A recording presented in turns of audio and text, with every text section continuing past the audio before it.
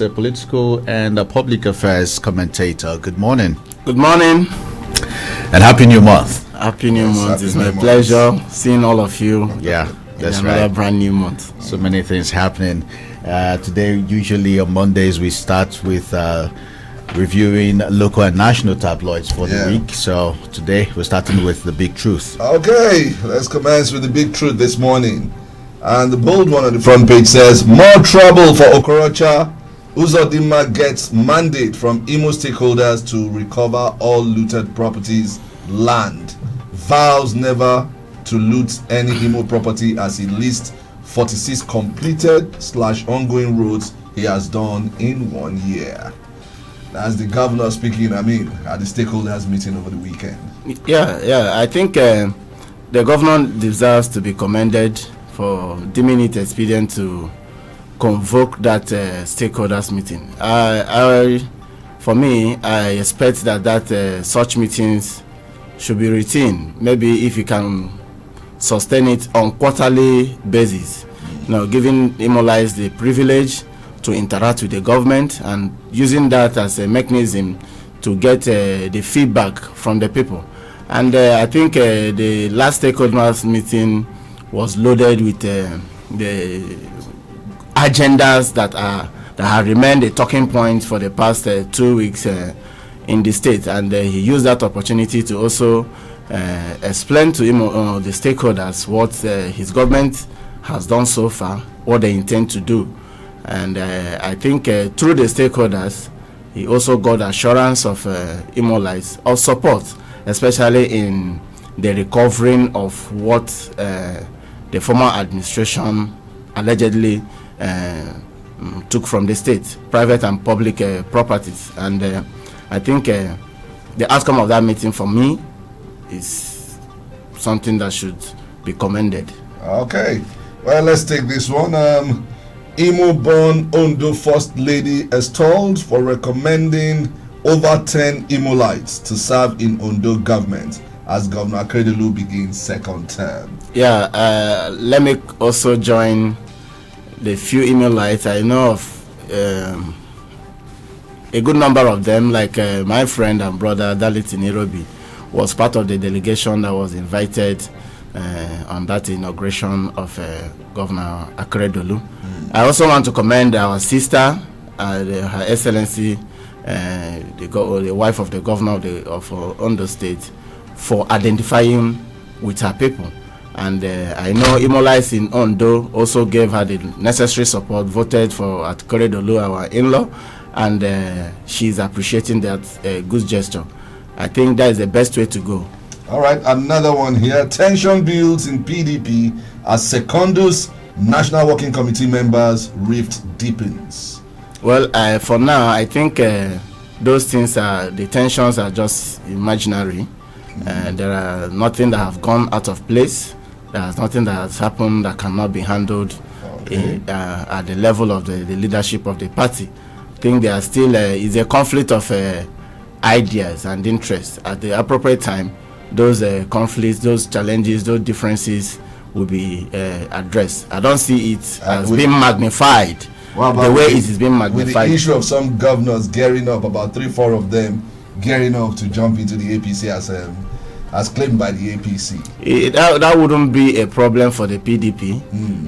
Those governors are trying to look for platforms to achieve their interests, to achieve their desires and their aspirations. If a governor intends to leave the party, the best the party will do is to persuade the governor to stay on and to ask if the governor have challenges that should be addressed. But if the governor insists or any other person insists on leaving the party for a platform he believes will give him that opportunity to aspire for whatever he thinks he wants to become, well, the party cannot hold the person to ransom. All these things are geared towards 2023 elections, and none of the parties have started talking about their zoning or 2023 policies. So those who want to push their luck right now are doing it very, very early. It will have to change a lot of dynamics in the party. The party should start talking about the policies of 2023. But that does not mean that groups will not make canvases for their interest. All right, and the last one from the Big Truth newspaper this morning. Nigeria's COVID-19 vaccine arrives tomorrow, Tuesday, says SGF. Well, it was a cheering news yesterday when the secretary to the government broke the news. And I expect, just like the UN have recommended, the World Health Organization and the Federal Minister of Health, once they are done with the frontline workers, they should make that vaccine accessible to Nigerians. It should not be for the privilege of those who have been touted to be the most vulnerable. In as much as I agree that the aged are more vulnerable. When you take care of the aged, the frontline workers, then it should be made available for all Nigerians, because you never can tell who will contract it. It's not just for public servants, government officials, and those who can afford it.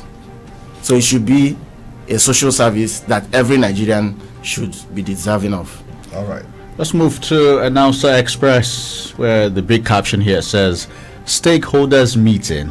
Uzodimma secures nod to probe Rochas from Imo leaders. Presents 1 year scorecard. You already shared your comment on that. I think one thing that should also be noted is just like we are saying in the AFCC, those things that this government is recovering from Okorocha should be catalogued and should be made open. There should be a list of what has been recovered so far. I know there is a government white paper that has been gazetted, and that white paper did not talk about Okorocha alone. Everybody is talking about Okorocha. There are other cronies of Okorocha whose names have not been mentioned. There are other acolytes, associates of Okorocha whose names have not been mentioned, but also captured in the white paper. So if they recover one plot of land, they should tell us that they have recovered one plot of land at maybe Site and Services, at Irete, at the IBC, so that we'll have a list of what have been recovered. So if we just say we are recovering from Okorocha, we might not know the number of what is recovered. At the end of the day, they might get reluted. Okay. Still from Announcer Express, Sports Commissioner Lords Heartland FC for winning Dakada FC. It was a magic. Yeah. 2-1. Yeah, 2-1. It was a magic. I think. But yesterday they were beaten by Rangers. So. Well, they've had a good run so far before this loss. Okay. I think over time now, we just need Heartland to get out of that relegation zone and to be comfortable at least within the first 10. Yeah, before this loss, they were 8 on the table, so they are not doing badly at all. Yeah, they should be consistent now. I think with the performance of Heartland for the past 2-3 years now, most of us have lost interest in going to watch their game. Please, I just want to encourage Heartland and the management and the government to also give them the necessary support. Heartland Football Club is one of the oldest clubs in Nigeria, and I think we deserve good performance as a reward for Imo Lights. All right, that does it for Imo Announcer Express. All right, let's go to the news guide. That's Nigerian News Guide newspaper. And there's an interesting one. It seems all is not well in the Imo State House of Assembly. The bold one on its front page says, "You are too small to pocket Imo House of Assembly. Imo Lights 1, China Iwayan, with the riders urges lawmakers to free themselves, leadership from Deputy Speaker's stranglehold, and restore power to Speaker Emezieme." I think over time, this Imo State House of Assembly have refused to redeem themselves from the backlash and inefficiency of that house. I don't know if there is any spell on that house that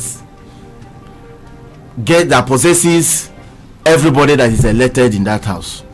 Over time, this house have not delivered on their core mandate.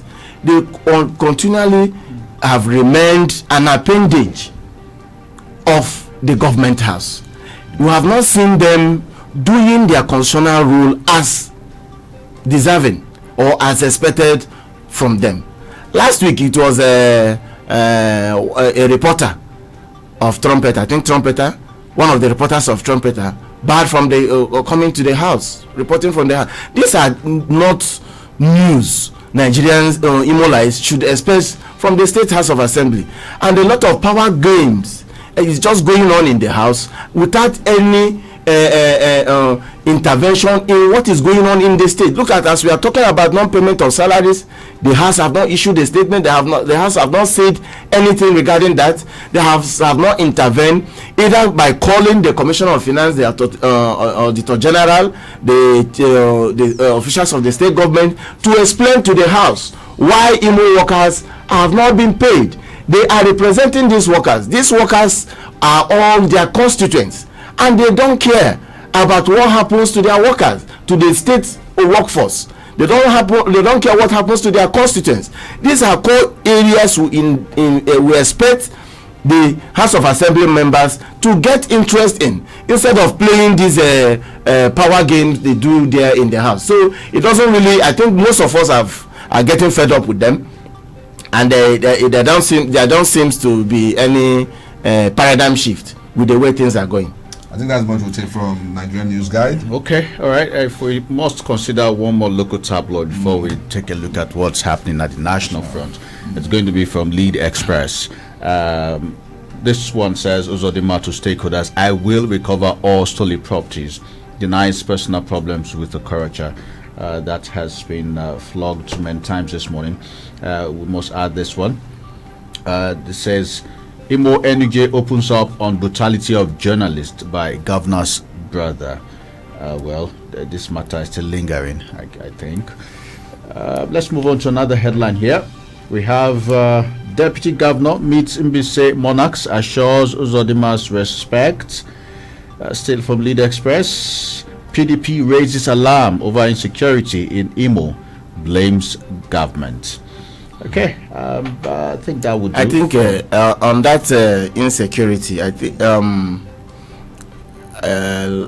was last week. I did an article on this military invasion in Olo, which the government, the state governor, have said is not an invasion. He invited them, but the approach for me is not quite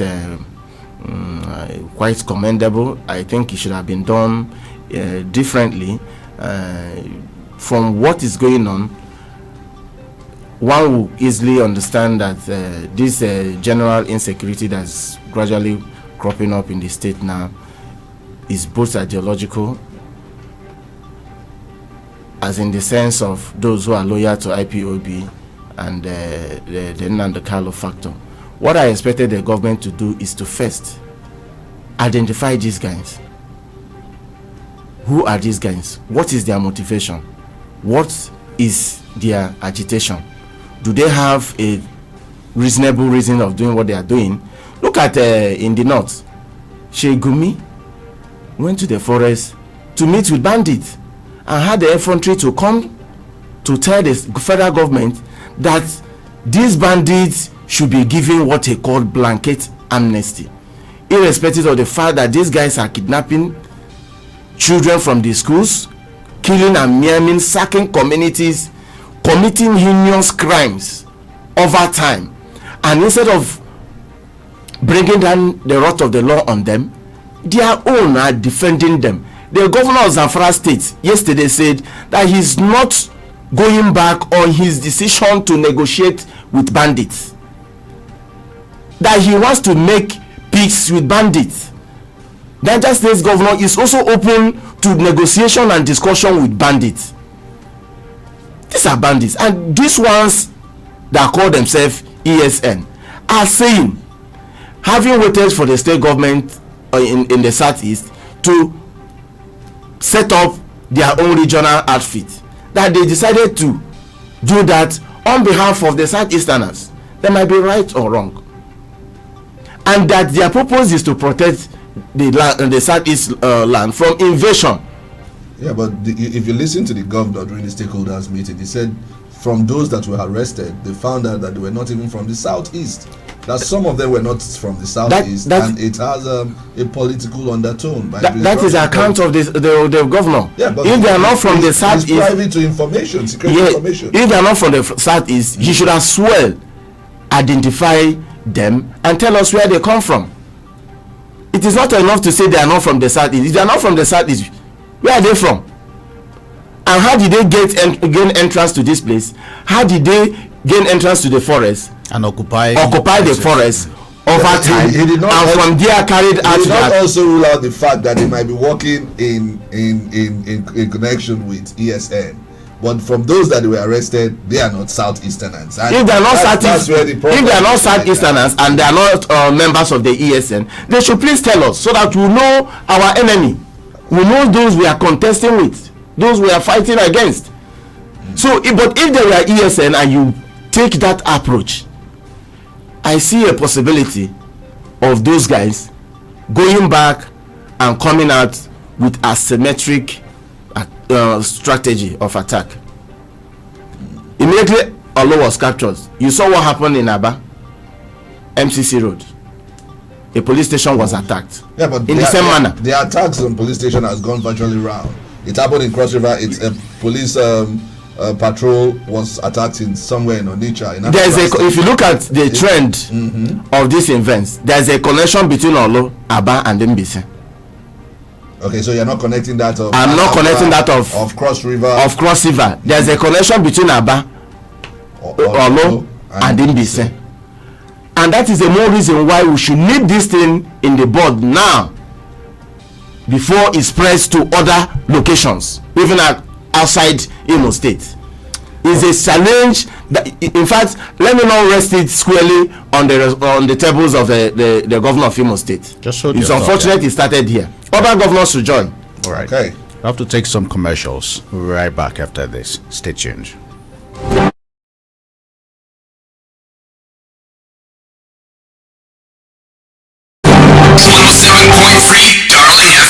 People's Radio. Yes, Mama. Go bring 2 sachets of hyper bleach come. Because I go use one take soap the whites. They go use the other one take it all the yama jams. But I don't see any yama jams for here, Ma. They small well, but they did it. And now why I trust only hyper bleach to take it all of them pata. Make all your white clothes they continue to be white and they kill all the virus and the yama jams. When you cause sickness for your house with the disinfecting power of hyper bleach. Hello babe, are you still there? Can you hear me? Alright, yeah, so I see a VIP bar for choice beverages and drinks, a restaurant for African and continental dishes, a 300 to 500 seating capacity event center, exquisite rooms and suites at pocket-friendly prices. And guess what babe, for you and I, there's a pool and a poolside bar and a gym. Spend time with family and friends at Zaza Hotel. Zaza Hotel is located at number 28 Yaradua Drive before Love Chosen Church, Owerri, Imo State. For more inquiries, call 0803-785-8386 or 0803-743-2115. Wow, it's here. What's that? What's here, Mom? The new Maxi 20 hand sanitizer. Tell me about it, Mom. The new Maxi 20 hand sanitizer is carefully produced to help us fight germs and provide the right protection for every family. Introducing the new Maxi 20 hand sanitizer to help you fight germs every day. Mom, now I can clean up germs that touch my hand and be fine, right? Yes, son, you can, because Maxi 20 will keep you protected. Yippee! Maxi 20, war on germs. Another quality product from Intercontinental Distillers Limited. Limited.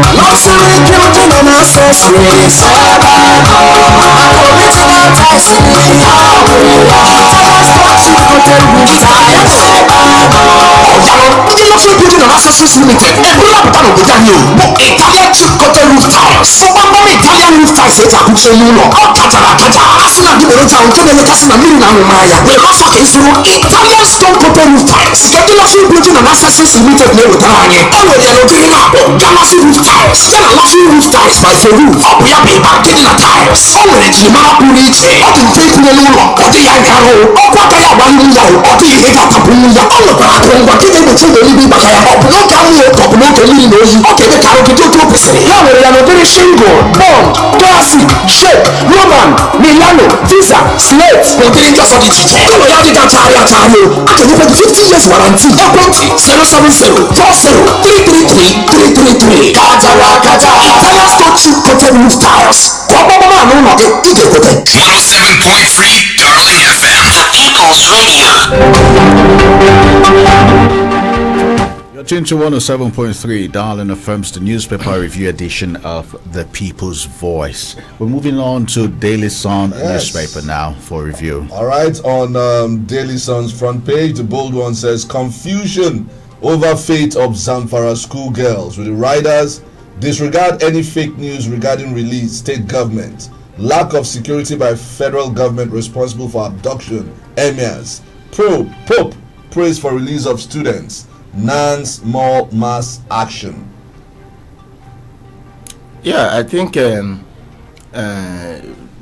those who are managing the release of those schoolgirls yesterday came out with different information, but I will trust on the information of the governor and the commissioner of police yesterday, Zamfara State, both men who said that the girls are yet to be released, but they are waiting their release.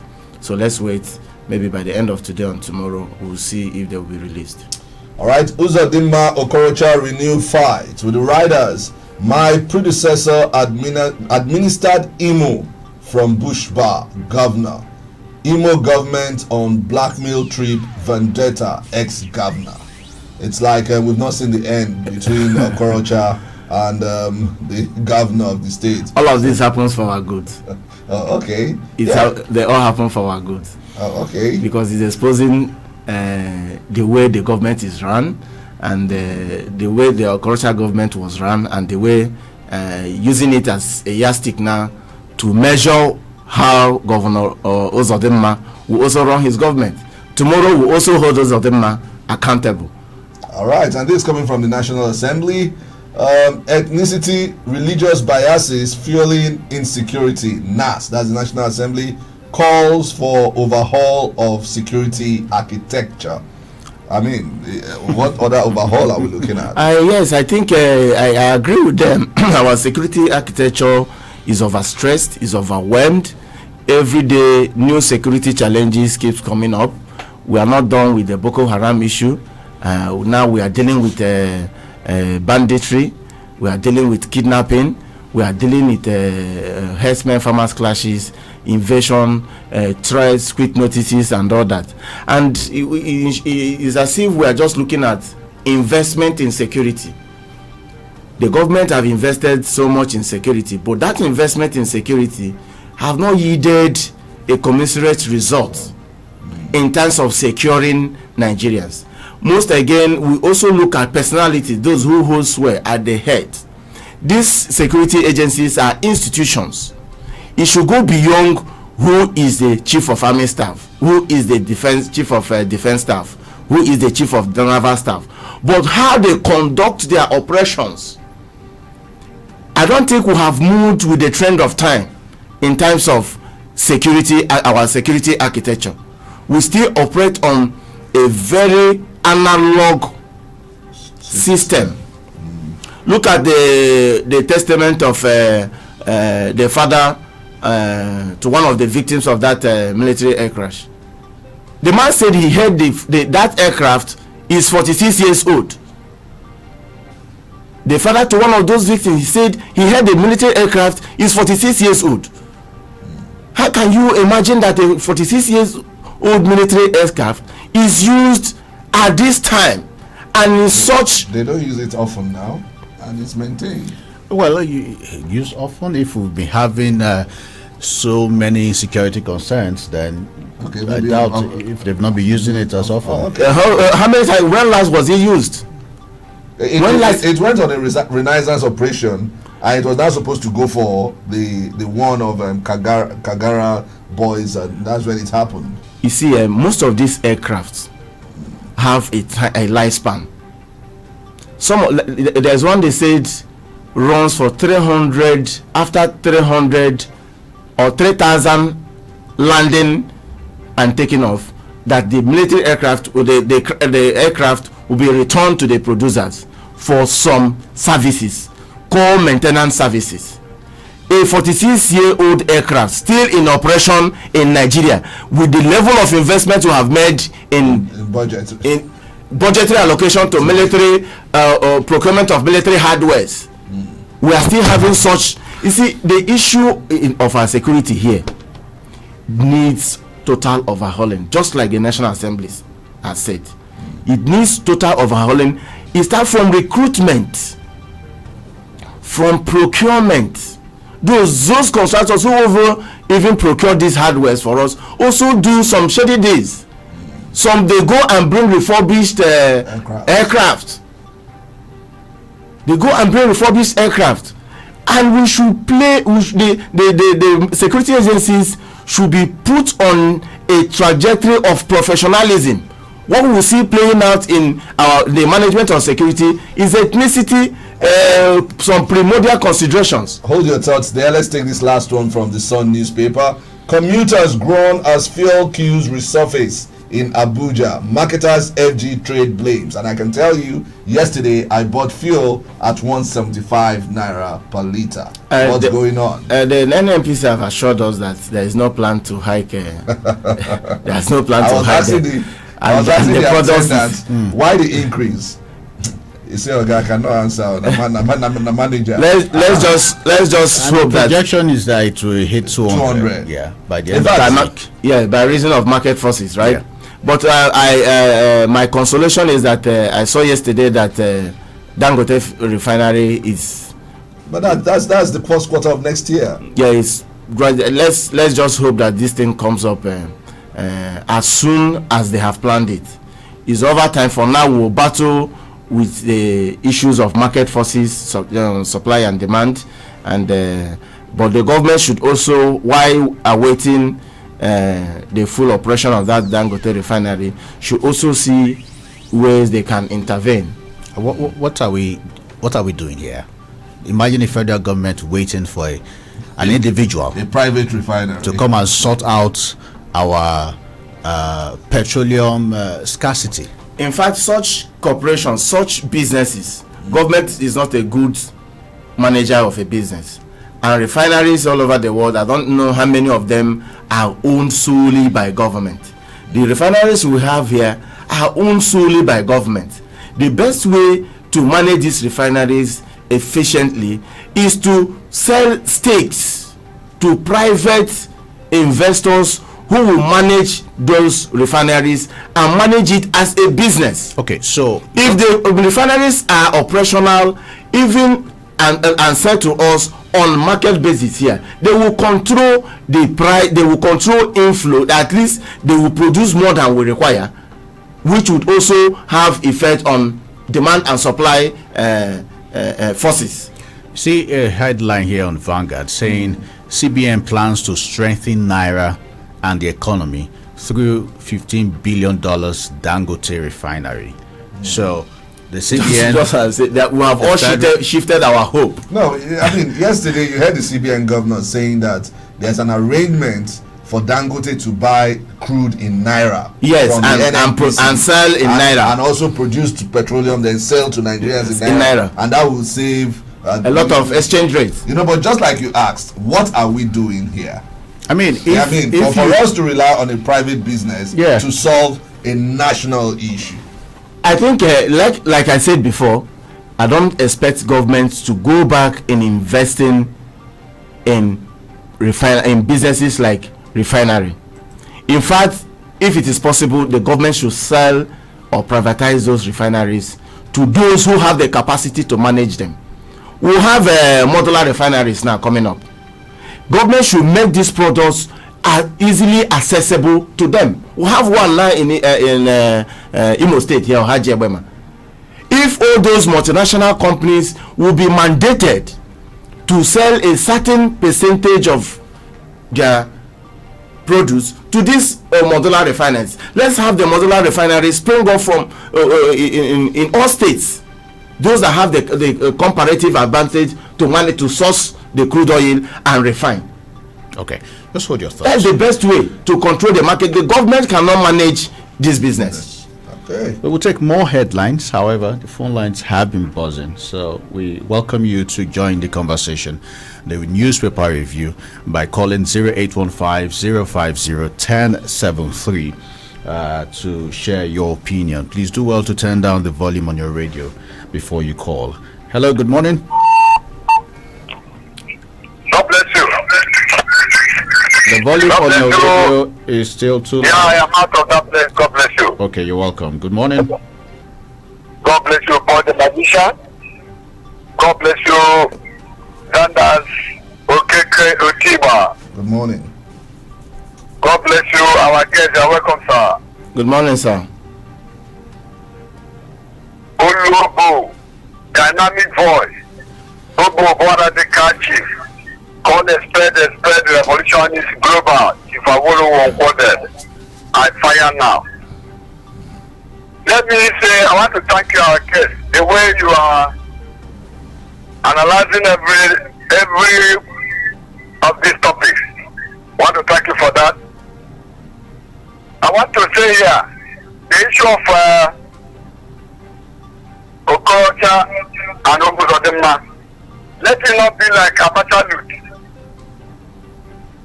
Let us not hear Abacha loot become Okorocha loot. Because one thing with this type of government we have in Nigeria now is, yes, long away we saw how Okorocha ruled Imo State. Some people will tell me, you know the APC, on your mouth now, please. Even if I say in a party of APC, I will not call my mouth. I'll call express. I came from Africa to Okorocha to APC. So I'm an insider. Not aware of what happened during time of 8 years as a governor. It was my family, my in-laws, and my friends. And those are appointed, the ones they lost. So we are encouraging the governor to ransack and bring all illegally acquired land and properties under Okorocha and his allies. All right, thank you. Yeah, keep it simple, straight to the point, so we can accommodate more opinions. Calls. Yes, more calls. Hello, good morning. Good morning, Zandas. Zandas, Okeke, Otigba. Good morning. Good morning. Good morning, for the magician.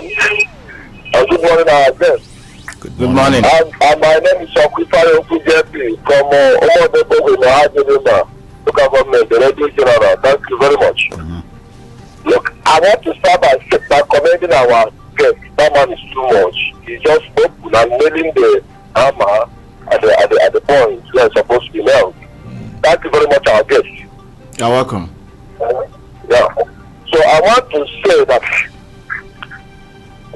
the problem between Rachel Okorocha and our present governor is a problem that human lives have to come together, not only Okorocha, as our guest said. Other people that were involved in looting, they should be able to recover everything. You see, Rochas at the time was living as if he is bigger than Imo State. He came out to tell us that he's richer than the whole of Imo State, which was a very bad statement. So I am saying that Okorocha's problem is that at the time he thought it's above the law, that no law can be able to get him. If you watch what happened that day, about when he commanded his men that I want to enter inside, and they began to break the door. I want everything on internet. I am saying that our governor should not stop at only Okorocha. And somebody mentioned that this loot is not going to support. It should not be like Abacha's loot. They should tell us anyone they loot. They tell us where they are keeping it, where they are using the money to do. It's not you loot and another person will loot it and they. All right, thank you. Just 2 minutes of our time already. Yeah, more about Rochas and Okorocha. I'll take one more call and then we consider headlines from Vanguard newspaper. Hello, good morning. Hello, good morning, Paul and Good morning. Good morning. Good morning. This Friday for Rivers State. Friday, go ahead. Yes, I want to ask a question. All right. Because sometimes when I see this country, when I see how this country is going, confuses me. I want to ask about this refinery issue. Yes, Dangote is coming up. I want to ask, all this why, where our president is coming, since 2015, why federal government is paying for debt refinery? Sir, please, I want to ask, why Nigeria, why federal government are paying for debt refinery every month? There's 1 year. I'm talking about a personal refinery. Who is fully home for this country? Thank you. Yeah, every year we budget for. I think even before now, right from the era of former President Olusegun Obasanjo, what they call turnaround maintenance of refineries has always been a conduit pipe, which they use in, should I say, allegedly siphoning public money, because almost at each of those turnaround maintenances they did, both in Warri, Kaduna, and Port Harcourt, none of those refineries worked more than 25% of its capacity. Was it Obasanjo that privatized the refinery? Yes, Obasanjo, when he was leaving, Yar'Adua came and reversed it. That Port Harcourt refinery, it was this same Dangote that bought Port Harcourt refinery. Obasanjo privatized it and gave it to Dangote to operate. But Yar'Adua came and people were shouting, Obasanjo have sold our Commonwealth to an individual without Nigeria's input. You know why it happened that way, because the way Obasanjo conducted that privatization, it didn't go through BPE, and it didn't go through public hearing. People that were not stakeholders meeting, even the workers then protested. Pengasin Nupeng protested. Nigerians protested. Civil society protested, because the transaction was shredded in secrecy, and most Nigerians were not carried along on what gave rise and how the Port Harcourt refinery got to Dangote's hand. But it afforded Dangote the opportunity to find his own ground and build a new refinery. If some other persons should go into this Dangote dream, I think Nigeria will be good for it. Okay, we'll take more calls. Let's just run through Vanguard News. Perhaps one or two headlines won't hurt. This one says Zamfara abduction will be the last, Buhari assures. The writer here says we are working with repentant bandits. Governor Matawale, that's the Zamfara state governor, said they are working with repentant bandits. Says schoolgirls will be released soon. The repentant bandits. When did they repent? When were they debriefed, and when did they repent? And who reorientated them? Okay, when are they radicalized? Let me just run through the other riders, which I find quite interesting as well.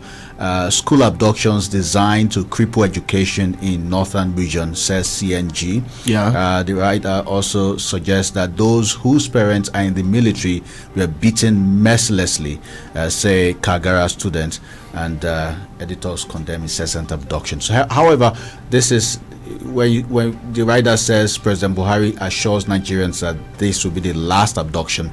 It wasn't the president who said this himself. It was the Minister of Aviation, Senator Hadi Sirika, speaking on behalf of the president, which is what we've been seeing. Yeah, we should assume that it was the president that spoke, because Hadi Sirika led the federal government delegation to Zamfara State to pay condolences. Isn't this what we've been seeing over time? Yes, it's the usual rhetoric. Don't be surprised that another one might happen this week or next week. Even before we finish this program, it can happen. Yeah, because these bandits are on rampage. In the north. One happened it has happened in the Kankara school adoption, the president's home state, in Katsina State. It happened in Kagara. Now we are hearing in Jangebe. You know, several of it has happened in Kaduna. Just that they have not been adopting students, but they have sacked several communities in Kaduna. Yesterday, about 7 people died. We didn't tolerate this much from the Jonathan administration, but we are seeing a different kind of Nigeria tolerating. You are already making a list of all the abductions, and if I let you, you will go on and on. But it's as if it's business as usual. Zandas just said we would not be surprised if another abduction takes place today. Yes. Why are we tolerating this? How? What else are we going to? We are not tolerating it because we are all speaking out. We are all condemning it. Most people have called on the president to resign because he has not delivered on his promise of securing Nigerians. You saw yesterday an aide was arrested. Kano State media aide to the governor, Ganduje's media aide, was arrested for calling on the president to resign. Nobody is happy, even the North. In fact, the way the government has managed its security and other sundry issues of national importance, it has given birth to so many groups springing up, even in the North. Formerly, we used to hear Arewa Consultative Forum. Now it's no longer Arewa Consultative Forum. Why I say we are tolerating it? If you look at the language from the state governors where these things are happening, they are negotiating with the same abductors out of fear, giving them amnesty, calling them repentant bandits. Because that is the wrong thing, the wrong signal we are sending out. It is the bandits. You say out of fear of who? The governors are saying this out of fear. No, were they not afraid? Why were they not afraid of Jonathan when he was the president? But they also criticize Jonathan. They are also criticizing those who are negotiating this thing now. If you look at one, most of them are from the same political party. They would not like to be seen to be castigating their own president, except Matawale. And if you look at the dynamics of the security challenges in that Zamfara state, it is more of banditry and cattle rustling. And he has seen that even the federal government does not have the capacity. Every crime is local. No, I'm losing you. Okay, you say out of fear. Why would a state governor who has immunity, who knows that he is independent of the federal government by the constitution, be afraid to speak out on behalf of his people? You say it's out of fear that they are negotiating. The out of fear they are negotiating, speaking out. You heard the Governor Abubakar on Friday saying that the efforts they have been making to rescue the students was solely from the state government. From Niger, there was no support from the federal government. He's a governor. He's of the APC extraction. Yes, but would you blame the federal government? Because on one hand, the federal government is seeing this as a planned orchestration, to fleece money from it. Some people have adduced that because during the Kagara release, some people said the federal government brought 800 million. And in fact, there is a new viral audio where a local government chairman was said to be discussing with the bandits. It's not authentic though, over the sharing formula of that. So on one side, I think the federal government is trying to stay away from using monies of the country to negotiate. You're talking about after the students have been abducted, right? Yes. Yeah, but I mean, their responsibility is to prevent the abduction in the first place. Yeah, well, I mean, there's. It's not. I wouldn't place the responsibility solely on the federal government. Neither should I say the state government should also bear the responsibility alone. The state government has a role in protecting their students and the communities, especially when it has to do with information and strategy. Did you see the schools where these abductions? That is again. Look at the Kagara school. So that's not why I say. Look at okay. What is the role of the state government? It's the state government. No, but there is no perimeter fencing. If you look at the hostel where these guys were kidnapped from, you will not be surprised that they had a field day. All right, there's a headline on the Sun newspaper that I took earlier on, and it said herdsmen breed a school in the Federal Capital Territory. That's FCT. That's the headline says panic in Abuja as herders trespass boarding schools. Herdsmen cattle occupy unfenced school premises.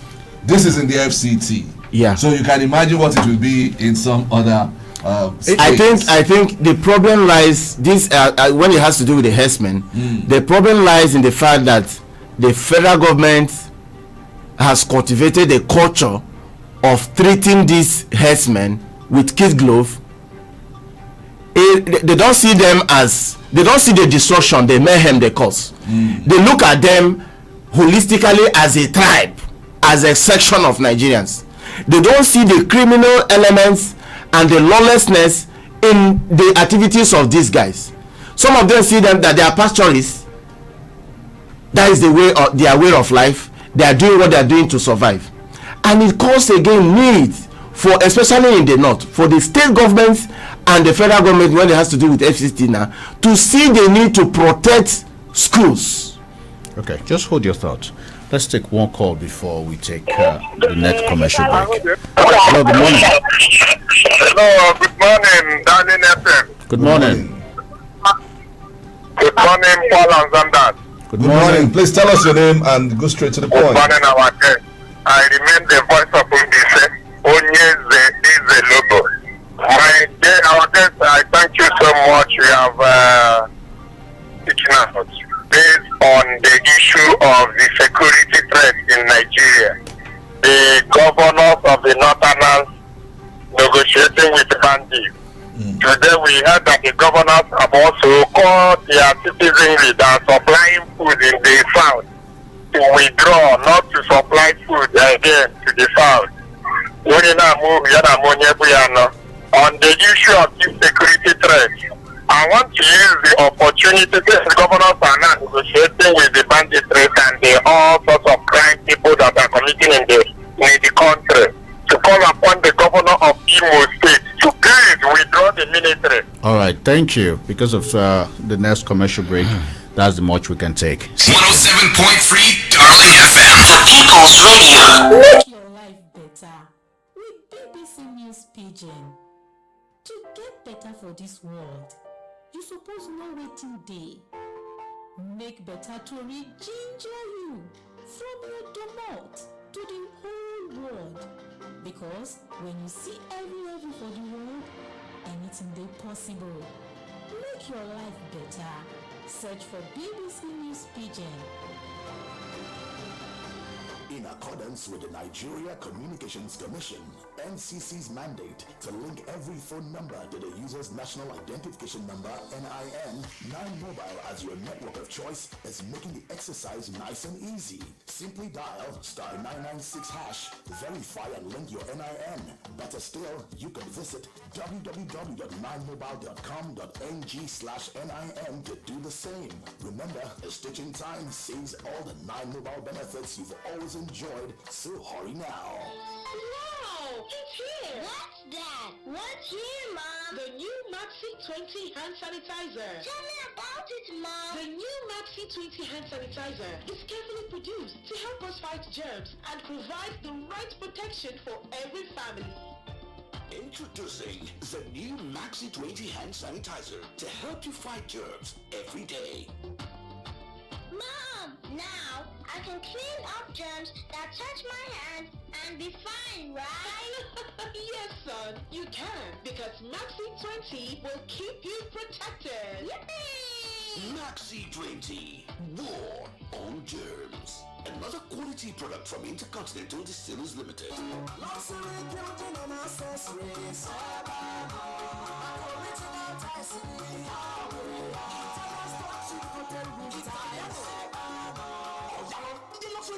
Accessories Limited. Ebula Butano Budanyo. Italian chip coated roof tiles. Bamba Italian roof tiles. It's a kuche nulo. Katara Kata. Asuna di Borota. Unkele Kasina Mirina Maya. We also can through Italian stone coated roof tiles. Get the luxury building and accessories limited name with Ranye. Already are looking up. Galaxy roof tiles. Get a luxury roof tiles by for roof. Up we are getting a tiles. Already Jimara Purich. Up in Fake Nulo. Or the Yangaro. Or Quataya Baluya. Or the Hegatapuya. All of our Congo. Get able to believe Bakaya. Up no Gamu. Up no Camino. Okay, the Karaoke to Pesari. Already are very shingle. Bond. Classic. Shake. Roman. Milano. Tisa. Slate. Containing just on the teacher. Loyalty Gataria Tario. I can open 50 years warranty. 070 40 333 333. Katara Kata. Italian stone chip coated roof tiles. 107.3 Darling FM. The People's Radio.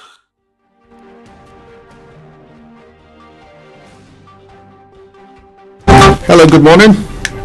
Okay, we will quickly squeeze in 2 calls, and then I'll take the concluding statement of our guests on all the headlines. Hello, good morning. Please turn down the volume on your radio. Yeah, that's what we should have mentioned first before taking your call. Please turn down the volume on your radio before you call us. Good morning. Good morning. I'm Papa Okeke. All right, go ahead. The issue of what I was saying, I therefore call upon the governor of Imo State, Senator Otigba, please withdraw the military, the drugs is all over Imo State, although precisely, because if the governor of the northern side can negotiate with the banditry, then how come about our governor using military to attack his brothers and sisters here in the southeast, all in the name of IPOP and the ESM? Please, should therefore withdraw, or the Igbo and the Igbo land people will ensure let him withdraw the security from the people that can complex. All right, thank you. Yeah, right. quite a number of people are saying governor should withdraw, but nobody is advising ESN or IPOB to also, sheath their sword. That is why I said earlier that these guys need to be identified. We need to identify these guys. No, they are. For me, they are unidentified persons. Nobody has claimed responsibility. The governor have not said the group of persons arrested are members of this group or the other group. Let us know their motivation. Let us know from which umbrella they are operating. Who is their commander? Who is giving directives? What do they have ideas? Are they protesting anything? Are they agitating for anything? Are they criminals? Are they exploiting people? Are they collecting money? What is their motivation? If they have a genuine concern which they have approached wrongly, we'll see ways of identifying them and placating them, and also sending the message out. The Sheikh Gumi was telling the federal government and Nigerians that the criminal bandits and herdsmen are protesting the ill-treatment the state is perpetrating against them. You saw what Governor Bala Mohammed said, that the herdsmen are allowed or are exposed to the vagaries of the forest, that nobody is talking about them, that they have no option than to carry AK-47, that they are exposed to the dangers of cattle rustlers. When they come to the cities again, they are attacked. They feel that these Fulanis are not accepted anywhere they go to. That's the more reason why they are being encouraged and emboldened to take laws into their own hands. So let's address these things locally. Every crime is local. You cannot justify the abduction of students who know nothing about what's going on in the country and try to justify it by saying they are being a victim of bad governance. So we're not even going to debate what Gumi is saying. You cannot deploy soldiers on your own people because you are trying to. That's why most people in the South are worried that the man is being given the platform and listening to be saying that kind of things. When you, in the name of negotiating, when you deploy soldiers, human rights abuse may happen. We've seen the abuse of a traditional ruler in Olu. I am one of those that have advocated that Governor Hope Uzodimma is a great call.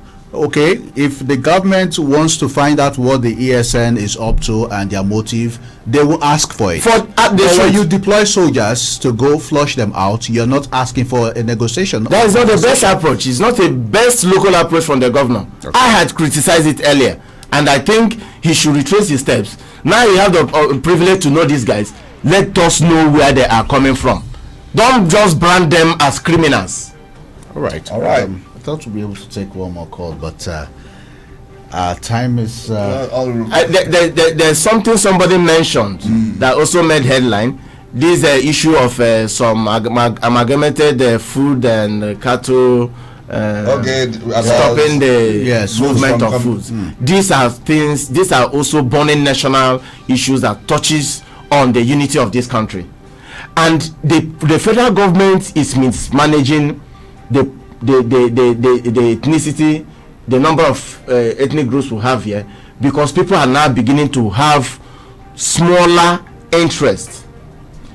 Those who are encouraged, who did that, should have been arrested by now.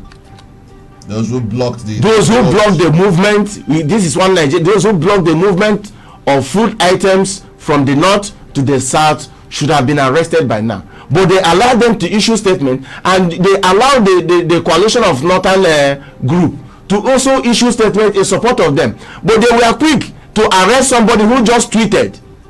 DSS should know when those people plan that thing, and for them to come to Nigeria federal government road to stop all trucks, lined over 30-40 trucks. More than that. Bringing food items to the south. It means that there is more to it than miss the eye.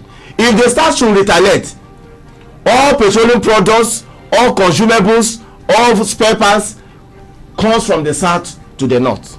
If they should block tanker drivers from going to the north, containers from going to the north. I don't think we'll get to that level. I think the advice is that government should do the needful and ensure that all these people calling for taking actions that might erupt into something that causing unnecessary division should shift their sword and allow peace to reign. That's all what it should be.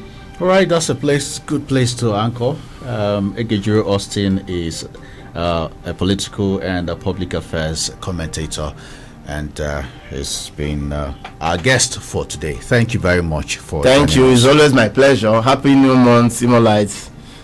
Happy New Month, Zandas and Paul. To you. Thank you. I am Paul the Magician. And I'm Zandas Okeke Otigba. We'll meet you again tomorrow for another edition of the program at 9 a.m. Don't miss it. Stay tuned.